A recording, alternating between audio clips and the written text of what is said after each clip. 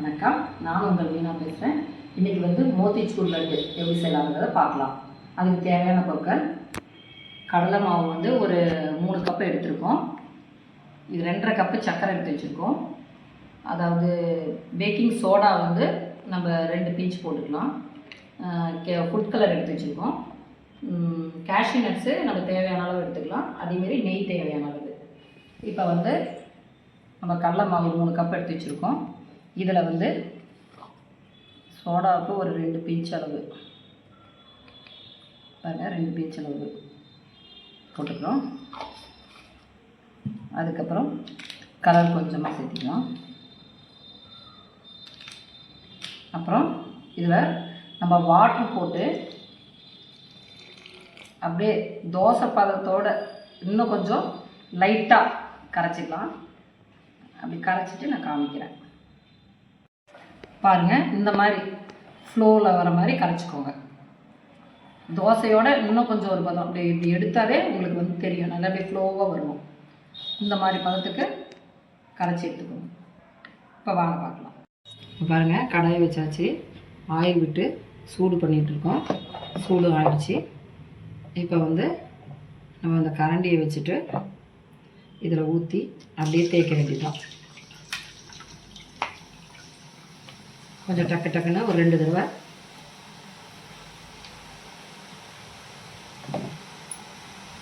இப்போ தேய்ச்சிட்டு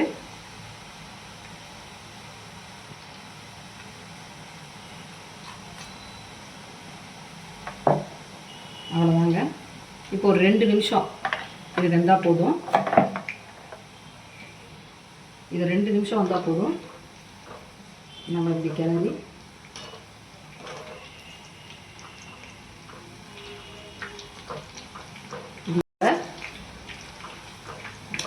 2 நிமிஷம் தான் வேகணும். ரொம்ப நேரம் முறைன்னு வேக விடக்கூடாது.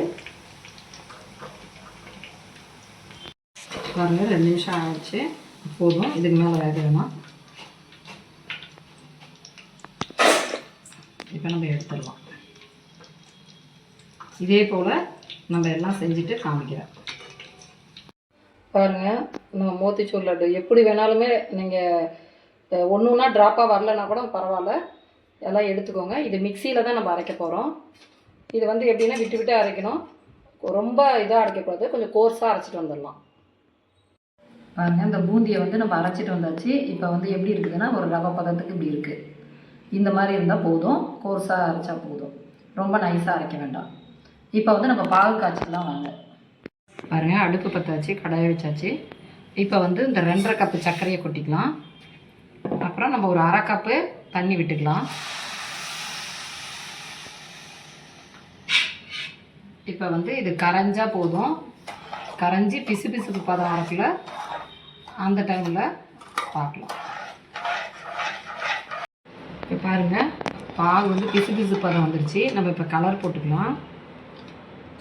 நான் ஒரு பிஞ்ச் ஆஃப் சால்ட்டும் போட்டுட்டேன். கலர் போட்டுக்கலாம். அதுக்கப்புறம் நம்ம என்னென்னா பிசு பிசுப்பு பதம் வந்ததுனால இப்போ நம்ம ஒரு 2 சொட்டு லெமன் விட்டுக்கலாம். அது சொல்ல மறந்துட்டேன். அது நீங்கள் விட்டுட்டிங்கன்னா சர்க்கரை கட்டி பிடிக்காமல் இருக்கும். அதுக்கோசம் ரொம்ப வேணாம், ஒரு 2 சொட்டு. இப்போ நம்ம கொஞ்சம் மீடியம்லேயே வச்சுட்டு ரொம்ப லோ ஃப்ளேமில் வச்சுக்கலாம். முதல் இந்த பாத்திரம் எனக்கு பத்தாதுன்னு நினைக்கிறேன், அதனால் வேறு மாற்றிட்டு காமிக்கிறேன். பிசு பிசுப்பு பதம் வந்துடுச்சு. நம்ம லெமன் 2 சொட்டு விட்டுட்டோம், கலர் விட்டுட்டோம். இப்போ பாத்திரம் பெருசாக நான் வச்சுக்கிட்டேன். இப்போ இந்த கோர்ஸாக அரைச்ச பவுடரை இதில் கொட்டிக்கலாம். இப்போ இதை கிளறிக்கலாம்.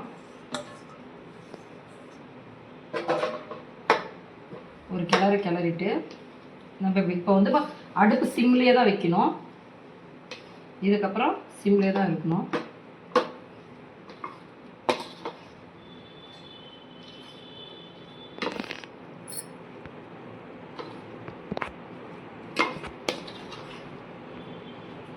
இப்போ சிம்மில் தான் இருக்குது, கிளறியாச்சு. நம்ம 1 ஸ்பூன் நெய் விட்டுக்கலாம். நல்லா ஃபுல்லாக 1 ஸ்பூன் விட்டுக்கோங்க. கிளறிக்கலாம்.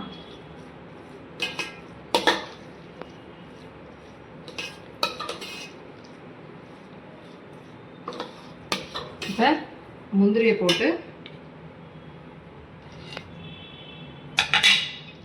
நம்ம நல்லா கிளறிட்டு இது கொஞ்சம் ஆறின பிறகு அது கைப்பொறுக்கிற சூடு ஆறின பிறகு நம்ம லட்டு பிடிச்சிட்டு காமிக்கிறேன். பாருங்கள், ஆறிடுச்சு, உருண்டை பிடிச்சாச்சு. நம்மளுக்கு ஒரு 3 கப்பு கடலை மாவுக்கு ஒரு 32 பீஸ் பக்கம் வந்திருக்கு.